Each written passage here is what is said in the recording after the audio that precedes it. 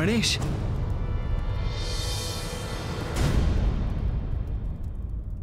बालक बालक समझकर तुम्हें क्षमा कर रहा हूं। देखा गणेश, कितनी असुरक्षा का भाव है जलंधर जी में। हाँ भैया, अब इनकी असुरक्षा मुझे स्पष्ट दिखाई दे रही है। नहीं, ऐसा कोई भाव नहीं है मुझ में। भगवान जलंधर हूँ मैं। ऊंचे स्वर में कुछ कहने से वो सत्य नहीं होता जलंधर जी।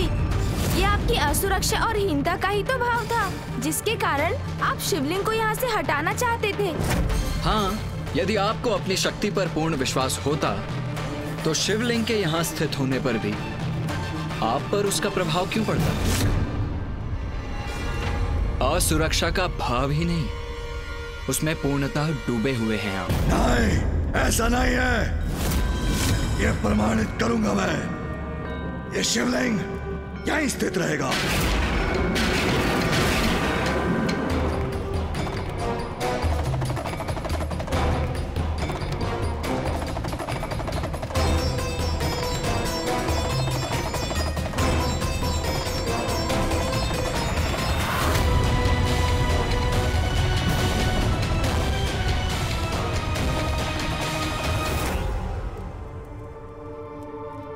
तुम्हारे मुख से निकली ये शिव कथा कोरी कल्पना है तुम्हारी।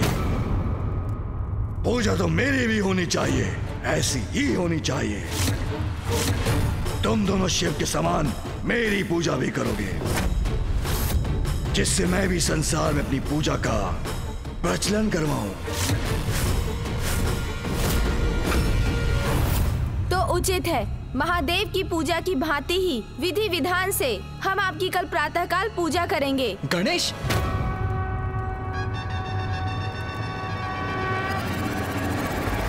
उचित है, उचित है। जलंधर प्रसन्न हुआ। शिव के समान ही मेरी पूजा होनी चाहिए, पूर्ण विधि विधान से। ओम जलंधराय नमः, ओम जलंधराय नमः, ओम जलंधराय नमः।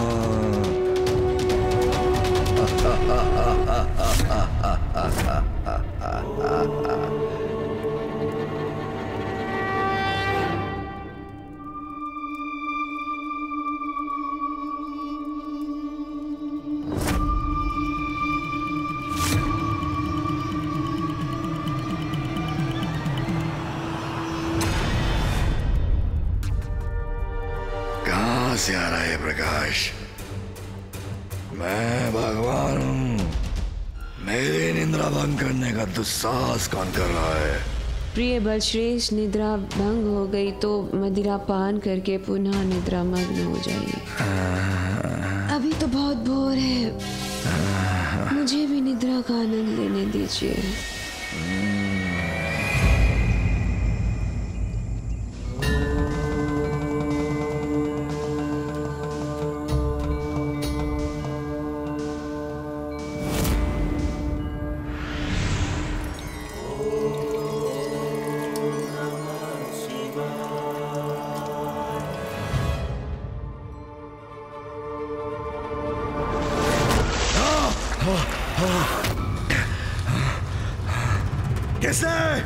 किसने किया तो साहस?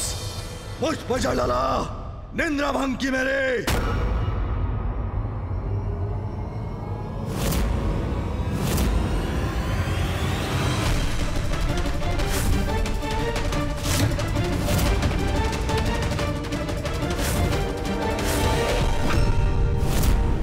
मैं तो बल से पराजित करना चाहता था इसे, किंतु गणेश की युक्ति से यह अपने विनाश को ललकारने के लिए अवश्य विवश हो जाएगा। क्रोधित क्यों हो रहे हैं जलंधर जी? मेरे शब्दों से आपकी अज्ञानता का अंधकार नहीं मिटा तो जल से आपकी निद्रा भंग कर आपको जागृत करने का प्रयास कर रहा हूँ मैं।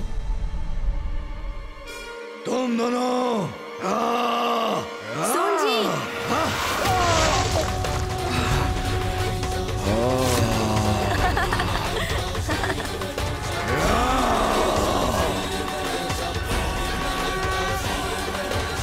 ये क्या कर रहे हो तुम दोनों? जलाभिषेक। देखा, आपका जलाभिषेक कर रहे हैं हम। आप ही ने तो कहा था कि पूर्ण विधि विधान के साथ आपकी पूजा होनी चाहिए, महादेव के समान। ये तो आरंभ है जलंधर जी। बस बस, बहुत हुआ तुम्हारा ये दुस्साहस। हम पर जल उड़ेल कर तुमने हमारे विश्राम में विघ्न डाला है। अरे नहीं नहीं, आपका अभिषेक थोड़ी ना किया है हमने, मात्र जलंधर जी पर जल उड़ेला है अनुज विघ्नहर्ता गणेश ने, जो समय आने पर विघ्न करता भी बनता है। और आप क्रोधित क्यों होती हैं? ये तो आपका सौभाग्य है देवी वृंदा जी कि भगवान जलंधर के अभिषेक का कुछ जल उन्हें स्पर्श कर छिड़क कर आप पर गिर गया। आप तो धन्य हो गईं। आपकी लीला। मैं साऊंगा अपने साथ तुम्हारी एक क्रीड़ा। तुम्हें क्या दिया, तुमने क्या किया? कदाचित आपको पुनः स्मरण कराना होगा जलंधर जी। आपकी ही तो आज्ञा का पालन कर रहे हैं हम। शिवलिंग के जलाभिषेक के समान ही तो हमने आपका भी जलाभिषेक कर दिया। ये पूजा है अथवा भगवान को कष्ट देने की परंपरा? जल में जैसे डूब कर निकला हूँ मैं। वैसे तो ये अभिषेक जल के अतिरिक्त दुग्ध, दही, घी, मक्खन, गन्ने के रस, मधु आदि से भी किया जाता है। यदि ये सब भी यहाँ उपलब्ध होते तो कदाचित आप और अधिक तृप्त होते। किंतु क्या है ना जलंधर जी कि आपके इस विशाल कैलाश और भव्य भवन में ना ये सभी सामग्रियां तो हमें प्राप्त हुई ही नहीं। इसीलिए मात्र जल का प्रयोग करने पर विवश हो गए हम। क्यों अनुज? हाँ देवी वृंदा जी, मैं आपको एक सुझाव दूं क्या? हमारे कैलाश पर तो माँ अर्थात माता पार्वती इनका प्रबंध रखती है। अब यहाँ आपको इनका ध्यान देना चाहिए, क्योंकि भगवान जलंधर का अभिषेक तो महत्वपूर्ण है ना। उचित विधि विधान से ही होना चाहिए जलाभिषेक। देवी शक्ति को उलाहना देगा ये गजमुख, मुझे मेरा कर्तव्य समझाएगा। समझ रहे हैं ना आप मैं क्या कह रहा हूँ? अरे आप दोनों तो अवाक खड़े हैं। अभी निद्रा के अंधकार से मुक्त जो नहीं हुए हैं, किंतु अंधकार से प्रकाश की ओर जाकर कभी ना कभी तो जागृत होना ही होगा ना आपको। किंतु जो होता है उचित समय पर ही होता है। अभी प्रातः काल का समय है तो ये तो भगवान की पूजा का समय है। आपकी उत्सुकता थी ना महादेव की पूजा की विधि विधान जानने की, उन्हीं के समान अपनी भी पूजा करवाने की। तो विधान तो आपने अनुभव कर ही लिया, अब इसका अर्थ भी समझ लीजिए। समुद्र मंथन के समय महादेव ने जगत कल्याण के लिए हलाहल विष का पान किया था, जो आज तक उनके कंठ में स्थित है। और उसी हलाहल विष की उष्णता से महादेव को कष्ट होता है। इसीलिए जलाभिषेक करने से महादेव को इससे शीतलता प्राप्त होती है, उन्हें शांति मिलती है। इसीलिए तो उनका जलाभिषेक किया जाता है। और जिसे अपने कंठ में धारण कर सदा उसका भयंकर ताप सहते हैं वो। हलाल विष का पान कर ताप सहता है तो सहे शिव। मैं सदा मदिरा पान करता हूँ। भोग विलास प्रिय है मुझे, और हो भी क्यों नहीं भगवान जो हूँ मैं। अब आप ही बताइए नवीन भगवान जलंधर जी, क्या आप ऐसा त्याग कर सकते हैं? इन शिवपुत्रों का दुस्साहस तो बढ़ता ही जा रहा है। एक मुझे सीख दे रहा है और दूसरा प्रश्न कर रहा है मुझसे। बलश्रेष्ठ ये क्या कह रहे हैं? आप इन्हें रोकते क्यों नहीं?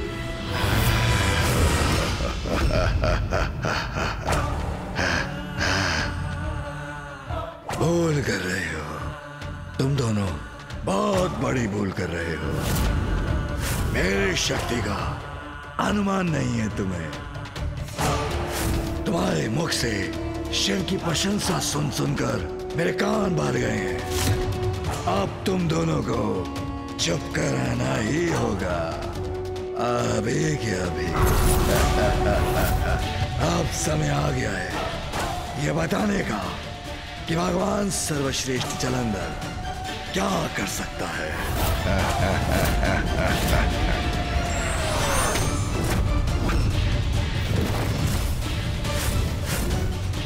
प्रिय बलश्रेष्ठ अपने बल का प्रदर्शन करेंगे तो श्वास कंठ में अटक जाएगी इन दोनों की।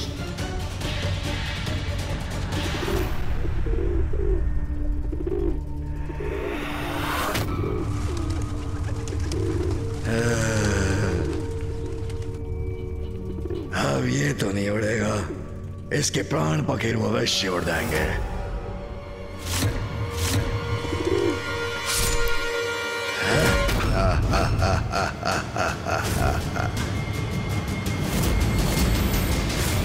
असहायों पर वार करने वाले भगवान कदापि नहीं बन सकते।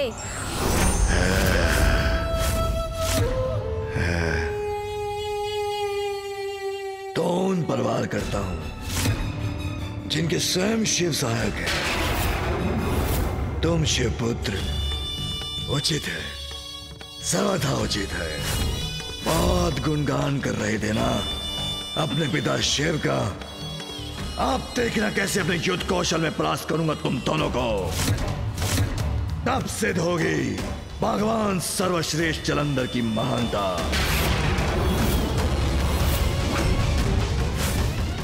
किंतु जलंधर जी, अभी तो आपका अभिषेक शेष है। हाँ? ये क्या कह रहा है? मुझे कोई नहीं रोक सकता अब। हाँ? शिव पुत्र होगा, भगवान सर्वश्रेष्ठ जलंधर का अभिषेक अवश्य होगा। किंतु युद्ध में मेरी श्रेष्ठता प्रमाणित होने के बाद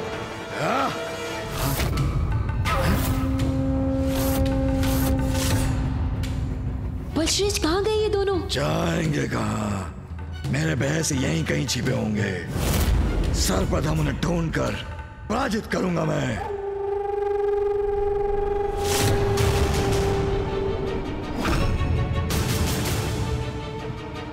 यहाँ तो कहीं नहीं दिखाई दे रहे। शिव पुत्रों कहाँ छिप कर बैठे हो? बाहर निकलो, आवे क्या आवे। मैंने आपसे पहले ही कहा था कि उन्हें यहाँ निवास करने की अनुमति मत दीजिए। नहीं, कहीं रहने के योग्य नहीं रहेंगे आज अपनी पराजय के बाद। इन्हें इनका उचित स्थान दिखाऊंगा मैं आज और अभी क्या अभी।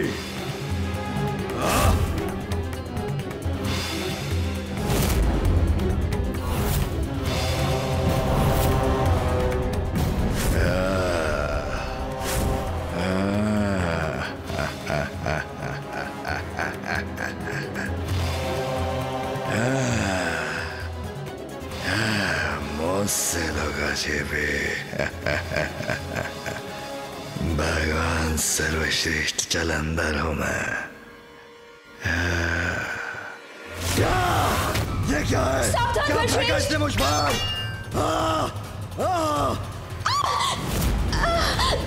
बलश्रेष्ठ, मेरी दृष्टि, कुछ दिखाई नहीं दे रहा मुझे। मेरे नेत्र भी चल रहे हैं। कैसा विष है ये? क्या फेंका मुझ पर? अरे नहीं नहीं भगवान जलंधर जी, ये विष नहीं, ये तो भस्म है। भस्म तो मैं करूंगा तुम्हें। अरे अरे, व्यर्थ क्रोधित हो रहे हैं आप जलंधर जी। ये भस्म तो महादेव की पूजा में अर्पित की जाती है। और ये भस्म जिसे आप यथाशीघ्र अपने तन से हटाना चाहते हैं, महादेव को सर्वाधिक प्रिय है। ये ज्ञात है क्यों? अरे रुकिए रुकिए जलंधर जी, भस्म से संघर्ष मत कीजिए। अपने ऊपर इसका अनुभव कीजिए। इसको अपनी समस्त इंद्रियों से आत्मसात कीजिए।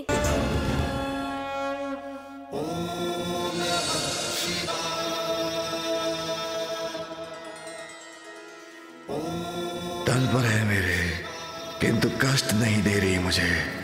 सुनिए, इसके विषय में मैं बताता हूँ। भस्म ही संसार का अंतिम सत्य है, क्योंकि अंततः जीवन का अंत होने पर व्यक्ति की पार्थिव देह अग्नि में समाहित होती है और शेष रहती है तो मात्र ये भस्म, जिसे कोई नहीं अपनाता। उस अंतिम सत्य के प्रतीक भस्म को महादेव अपनाते हैं।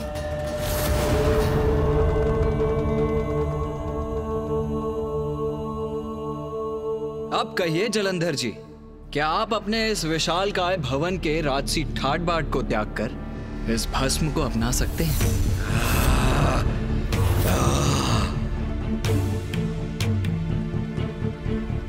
बहुत सह चुका हूं तुम्हारा उत्पाद, जिसका अभी अंत होगा।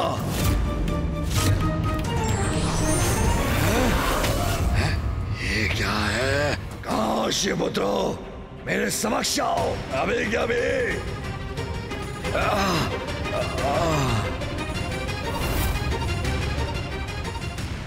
स्तंभ के पीछे छिपे हुए थे ना वो।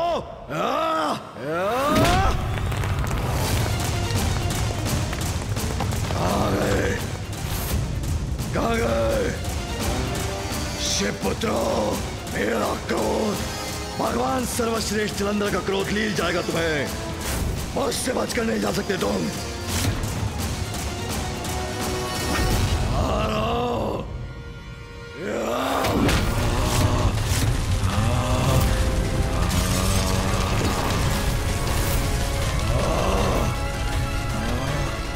छोड़ूंगा नहीं, मेरे समक्ष आओ। कहाँ छिपे हो मेरे शिवपुत्रो? पृथ्वी में समा गए अथवा वायु उड़ा ले गई तुम्हें?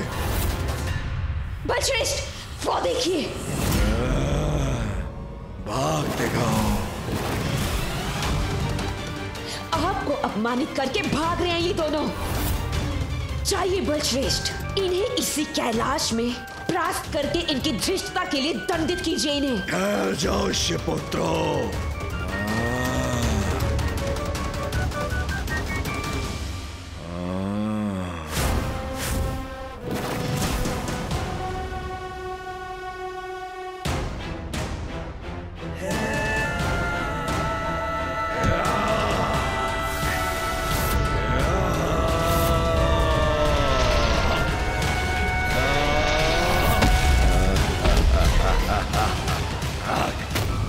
भगवान सर्वश्रेष्ठ जलंधर दंडित किए बिना तुम्हें जाने नहीं देगा।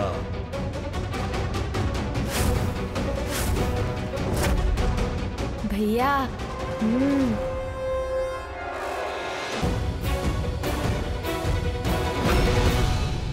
बस बहुत हुआ तुम दोनों का प्रपंच।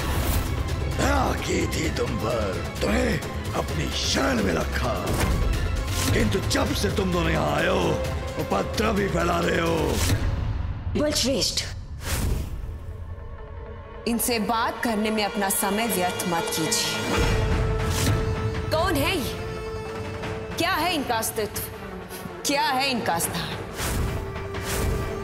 देव सेनापति, प्रथम पूज्य। हमें इन दोनों की कोई आवश्यकता नहीं है, क्योंकि देवताओं के सेनापति अब आप हैं बलश्रेष्ठ। प्रथम पूज्य भी हमारे लिए निरर्थक है, क्योंकि संसार में सर्वप्रथम अब आप ही की पूजा होगी। ये दोनों हमारे लिए व्यर्थ हैं। इन दोनों का तो अंत ही उचित है।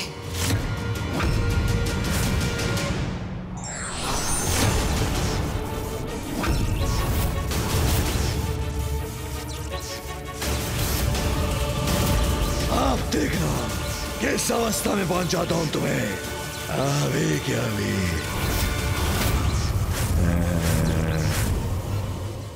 भैया, चाहे कुछ भी क्यों ना हो जाए, किंतु आप अपना संयम मत खोइएगा।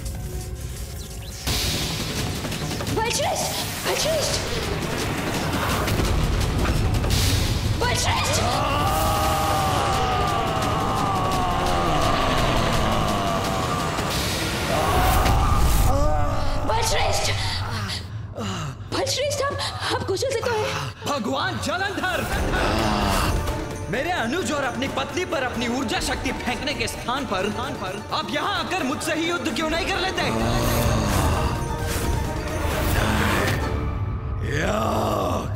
वही करूंगा चप्पूर में करना चाहिए था मुझे। आनंद आएगा अपने हाथों से मसल कर तुम दोनों को। अपार आनंद आएगा।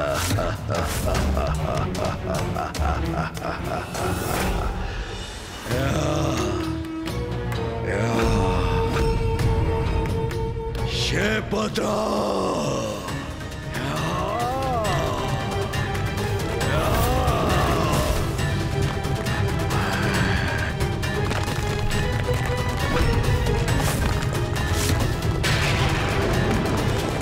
शेपत्रा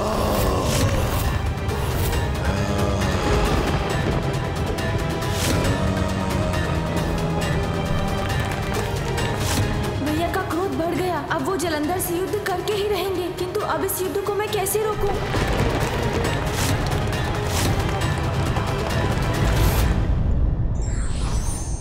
साम दाम से यदि कोई अहंकारी अपने अहंकार का त्याग नहीं करता तो दंड का भागी बनता है।